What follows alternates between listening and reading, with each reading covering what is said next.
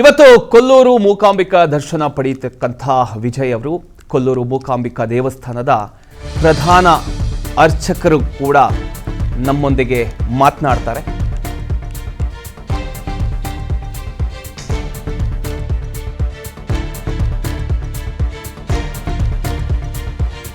ದೇವಸ್ಥಾನದ ಪ್ರಧಾನ ಅರ್ಚಕರಿಂದ ಪ್ರತಿಕ್ರಿಯೆ ಸಿಕ್ಕಿದೆ. ಪಿಎನ್ಎಸ್ ವಿಸ್ತಾರ ನ್ಯೂಸ್ಗೆ ರಾಮಚಂದ್ರ ಅಡಿಗ ಅವರು ಪ್ರತಿಕ್ರಿಯೆ ಕೊಟ್ಟಿದ್ದಾರೆ.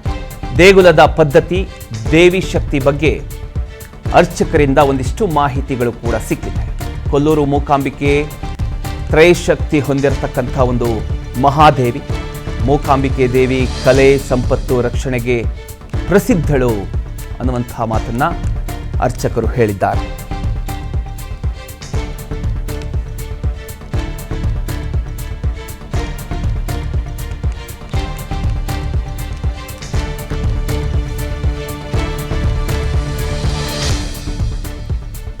ತಮಿಳುನಾಡಿನ ಮುಖ್ಯಮಂತ್ರಿ ಸಿ ಜೋಸೆಫ್ ವಿಜಯ್ ಅವರ ಕೊಲ್ಲೂರು ಮೂಕಾಂಬಿಕಾ ದೇವಾಲಯ ಭೇಟಿ ಇದೀಗ ರಾಜ್ಯ ರಾಜಕೀಯ ಮತ್ತು ಧಾರ್ಮಿಕ ವಲಯಗಳಲ್ಲಿ ಒಂದು ದೊಡ್ಡ ಕುತೂಹಲಕ್ಕೆ ಕಾರಣ ಆಗಿದೆ.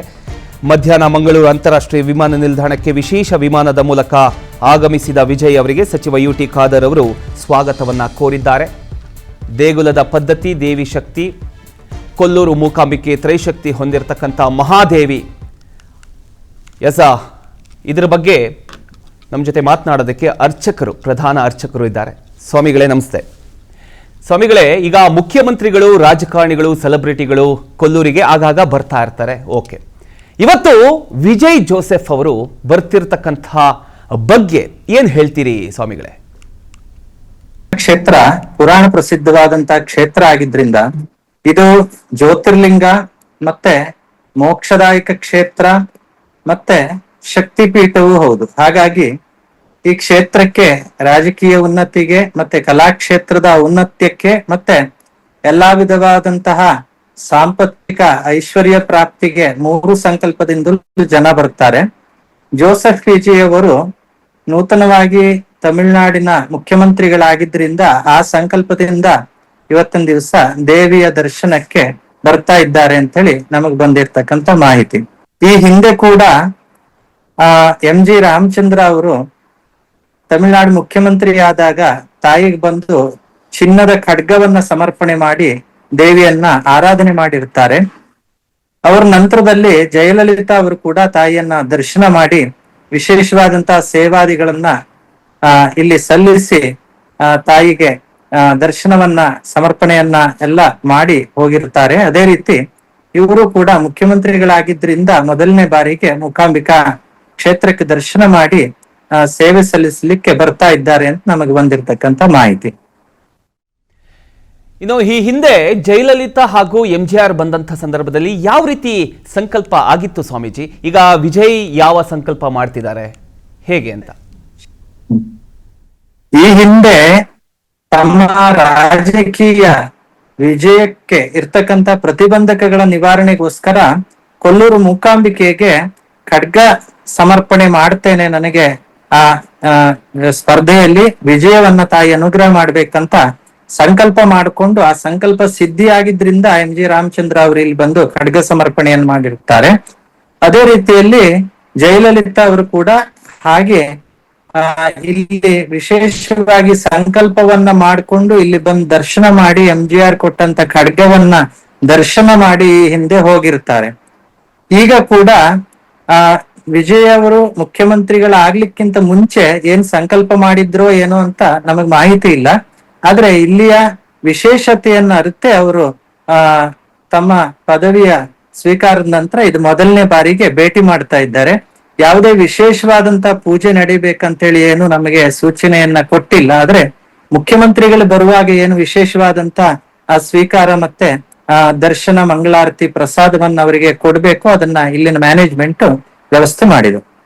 ಸ್ವಾಮಿಗಳೇ, ಈ ವಿಜಯ್ ಸರ್ಕಾರದ ಅಸ್ಥಿರತೆ ಇದೆ ಅನ್ನುವಂಥ ಒಂದು ಮಾತಿದೆ. ದೇವಿಯ ಆಶೀರ್ವಾದ ಇದಕ್ಕೆ ಹೇಗೆ ಸಹಕಾರಿ ಆಗ್ಬೋದು ಸ್ವಾಮಿಗಳೇ?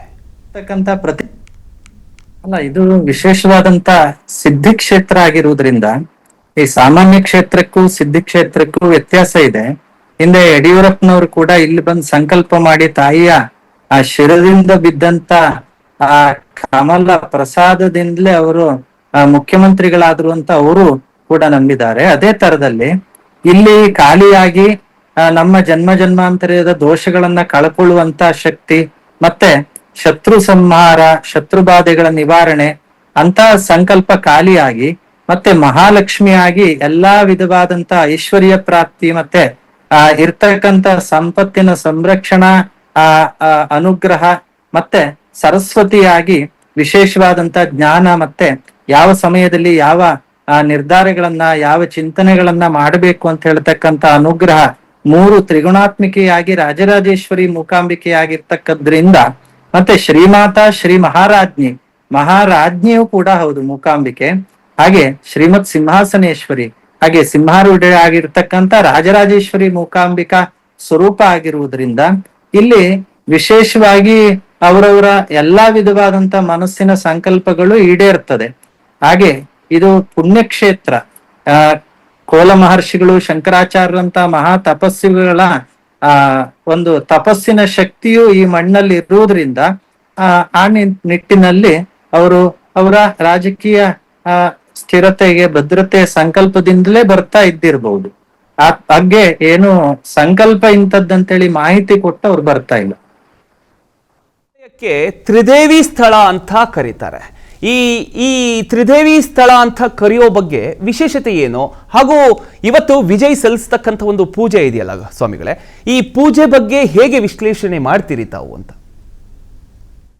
ಅದೇ ಹೋಲಿಸಿ ಮಾತಾಡುದಿದ್ರೆ, ಈ ತ್ರಿಗುಣಾಸ ಮಹಾಲಕ್ಷ್ಮಿ ಸಾಕ್ಷಾತ್ ಮಹಿಷಮರ್ದಿನಿ ಅಂತ ಏನು ಮಾರ್ಕಂಡೇಯ ಪುರಾಣದಲ್ಲಿ ಬರುತ್ತೋ ದೇವಿ ಮಹಾತ್ಮೆಯಲ್ಲಿ, ದೇವತೆಗಳಿಗೆ ಆಗ ಆಪತ್ತು ಬಂದಾಗ ಜಯಕ್ಕೋಸ್ಕರ ಆ ದೇವತೆಗಳೆಲ್ಲ ತಾಯಿಯನ್ನ ಮೊರೆ ಹೋದಾಗ ಎಲ್ಲಾ ದೇವತೆಗಳ ಶರೀರದಿಂದ ಉತ್ಪತ್ತಿಯಾದಂತ ತೇಜಸ್ವರೂಪಿಣಿಯಾಗಿ ಆದಿ ಮಹಾಲಕ್ಷ್ಮಿಯಾಗಿ ಉದ್ಭವಿಸಿದಂತ ದೇವಿ ಈ ದೇವಿ ಮೂಕಾಂಬಿಕಾ.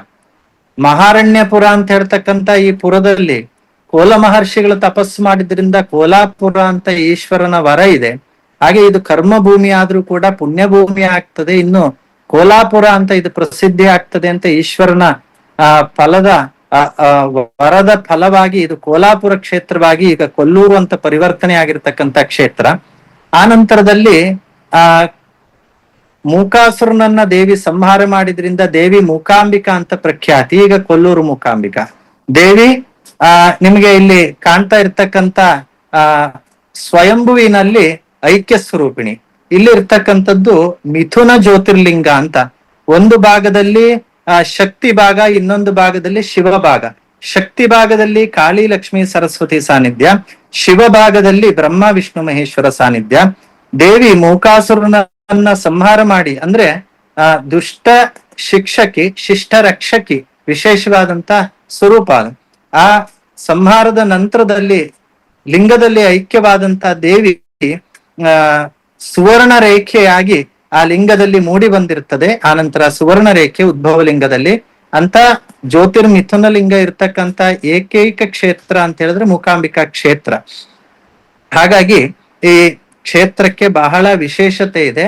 ಆ ಲಿಂಗದ ದರ್ಶನಕ್ಕೋಸ್ಕರ ಆದಿಶಂಕರರು ಬಂದು ಲಿಂಗದಲ್ಲಿ ಕಂಡ ಸ್ವರೂಪವನ್ನ ವಿಗ್ರಹ ರೂಪದಲ್ಲಿ ಪ್ರತಿಷ್ಠೆ ಮಾಡ್ತಾರೆ. ಶಂಖ ಚಕ್ರ ವರದ ಅಭಯ ಹಸ್ತೆಯಾಗಿ ರಾಜರಾಜೇಶ್ವರಿ ಮೂಕಾಂಬಿಕಾ ಅಲಂಕಾರವನ್ನ ಈ ಕ್ಷೇತ್ರದಲ್ಲಿ ಮಾಡಲಾಗುತ್ತೆ. ತ್ರಿಗುಣಾಸ ಮಹಾಲಕ್ಷ್ಮಿ ಅಂತ ಅಂದ್ರೆ ಮೂರು ಗುಣಗಳನ್ನು ಕೂಡಿರ್ತಕ್ಕಂಥ ಮೂಕಾಂಬಿಕಾ ಶಕ್ತಿ ಇಲ್ಲಿರ್ತಕ್ಕಂಥದ್ದು. ಕೇಳಬೇಕು ಗುರುಗಳೇ, ಇವತ್ತು ಶುಕ್ರವಾರ ಮಹತ್ವದ ದಿನ ಅಂತ ಕರೀತಾರೆ. ಈ ದಿನದ ಮಹತ್ವ ಹಾಗೂ ವಿಜಯ್ ಈ ದಿನ ಆಯ್ಕೆ ಮಾಡೋದಕ್ಕೆ ಕಾರಣ ಏನೋ ಸ್ವಾಮಿಗಳೇ?